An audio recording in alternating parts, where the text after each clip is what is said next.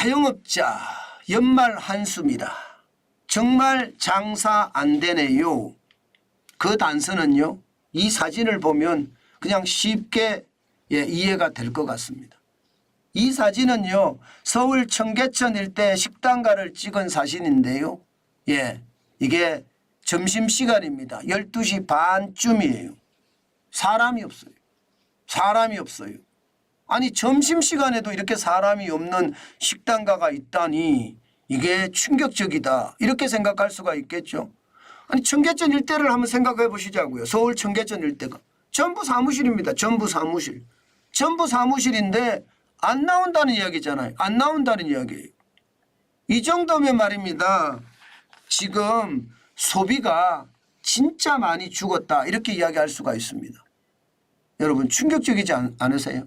아마 여기서 식당 하시는 분 내지는 뭐 호프집을 하시는 분 어느 누구도 말입니다. 연말 특수가 살아나서 장사가 잘 되기를 아마 기도했을 겁니다. 그리고 그렇게 되리라고 예상도 했었을 거고요. 그런데 아니잖아요. 오히려 말입니다. 임대라는 현수막만 있어요.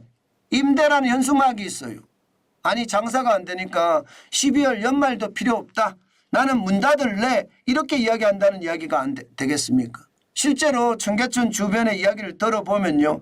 업체 10곳 중에 말입니다. 절반이 문을 닫았다. 이렇게 이야기하는 데도 있습니다. 업체 10곳이 어디냐? 커피집. 원두커피를 공급하는 공급업체 그리고 실제 카페 이렇게 해서 많이 문을 닫았다. 이렇게 이야기하는 것도 있고요. 실제로 말입니다. 연말이 되면 소주를 파는데 적어도 말입니다. 하루에 6상자 내지는 7상자를 팔아야 된다. 그런데 올해 연말은 4상자밖에 못 판다. 이게 현실이라는 거예요. 이게 현실. 그러면 4상자만 파니까 작년만 하더라도 보통만 하더라도 6 내지 7상자를 팔았는데 그러면 매출액이 33%에서 많게는 43%가 떨어졌다는 이야기인가요? 연말 특수는 아예 없다는 이야기가 되는 거죠. 그 정도로 말입니다.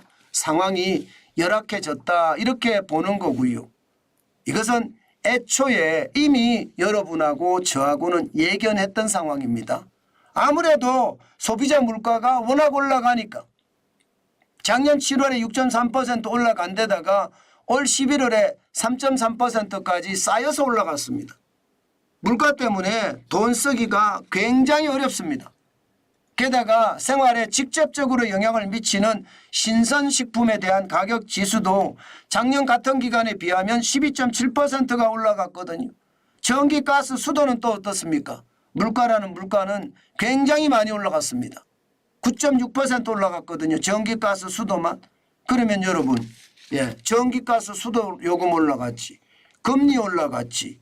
돈 쓸 데가 한두 곳이 아닌데 버는 것은 한정적이고 그러면 여러분 소비를 하겠습니까? 안 하죠. 이게 양쪽에 다 마찬가지예요. 자영업자는 자영업자대로 재료값 올라가요. 운영비 올라가요. 월세 올라가요. 안 올라가는 게 없어요. 인건비까지 말입니다. 마찬가지로 가게도 가게 나름대로 말입니다. 물가 올라가죠. 생활물가 올라가죠. 학원비 올라가죠. 전기가스 수도요금 올라가죠. 뭐 이자 올라가죠. 쓸 수 있는 여유가 없어요. 연말이라고 해서 말입니다. 기분을 낼 수 있는 그런 분위기가 아니라는 뜻이에요.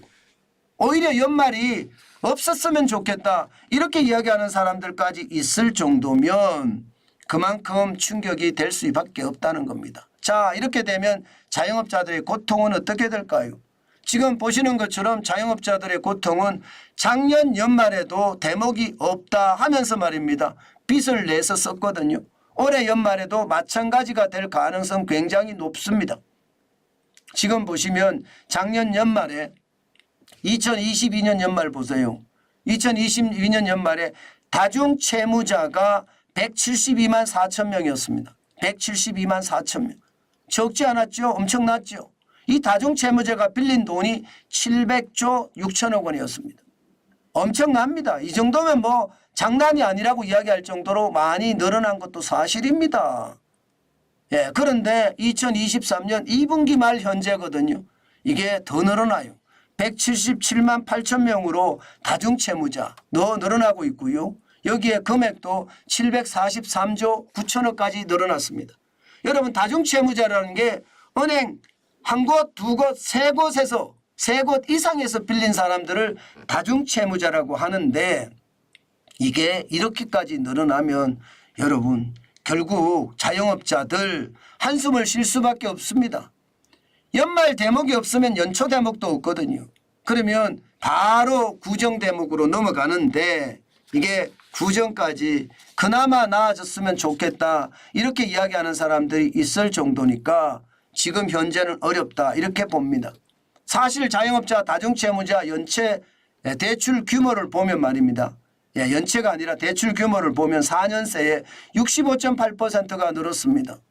448조 1천억 원이 294조 8천억 원이 늘어서 743조 9천억 원이 됐으니 이게 뭐 벗어나는 게 한계가 없다. 진짜 충격적이다 이렇게 생각합니다. 실제로 자영업자 커뮤니티 아프니까 사장이다 여기에 들어가서 댓글을 보고 있으면요. 하소연이 차고 넘칩니다.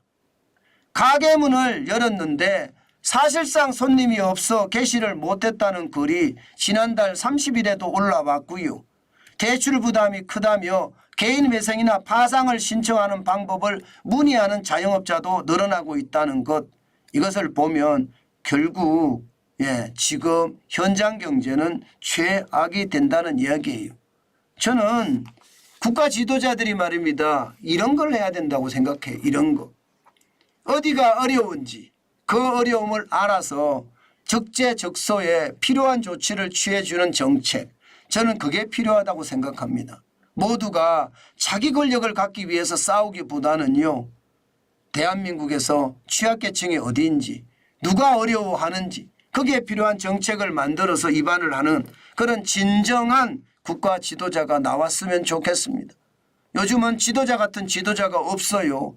권력에 눈이 멀어서 권력을 쥐려고 하는 지도자만 있을 뿐 국가를 위해서 국민을 위해서 힘을 쓰는 그런 지도자가 없어요. 그래서 안타깝다 생각이 듭니다. 도대체 국민은 누구를 믿고 이 세상을 살아가야 되는지 어쩌면 답답하기까지 하다. 그 말씀 제가 강조해서 드립니다.